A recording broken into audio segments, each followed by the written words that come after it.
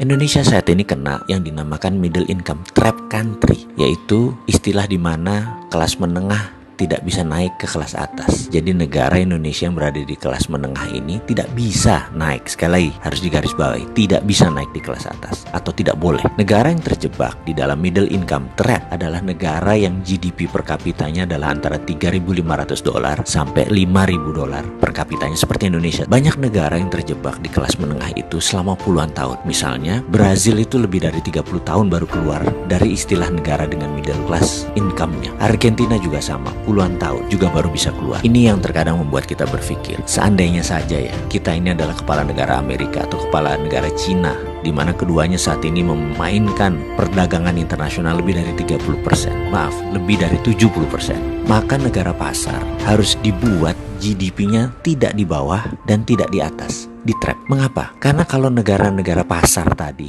income-nya naik, maka negara tersebut harus menjadi negara produsen, dan ini malah menjadi kompetitor negara besar. Nggak boleh.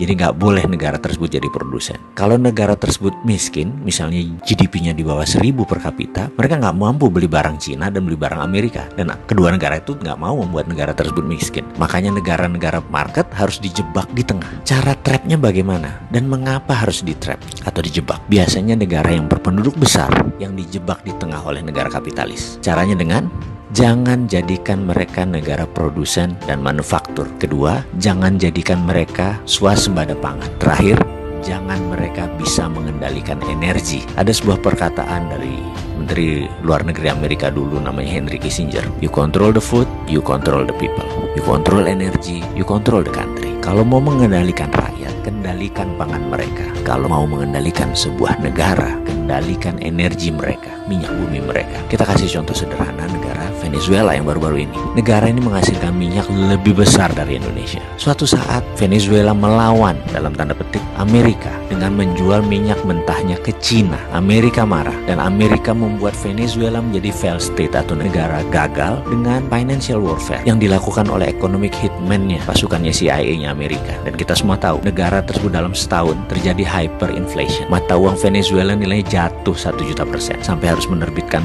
cryptocurrency sebagai ganti mata uang negara mereka. Sebagai catatan, Amerika sangat memperhatikan homeland security-nya. Jadi mulai dari ujung benua Amerika Utara sampai ujung selatan Chile, Argentina harus di bawah kendali Amerika. Jadi ya hal-hal negara seperti Venezuela ini disikat pasti. Oke, kita kembali ke topik. Bagaimana supaya kita keluar dari jebakan middle income country tadi? Kalau saya boleh memberikan saran, bagaimana kalau kita pakai apa yang Taiwan pakai, apa yang Cina pakai, apa yang Singapura pakai, apa yang Jepang pakai waktu di trap dulu, yaitu dengan TINA. Pasti paham kan, wahai pengelola negara, paham TINA.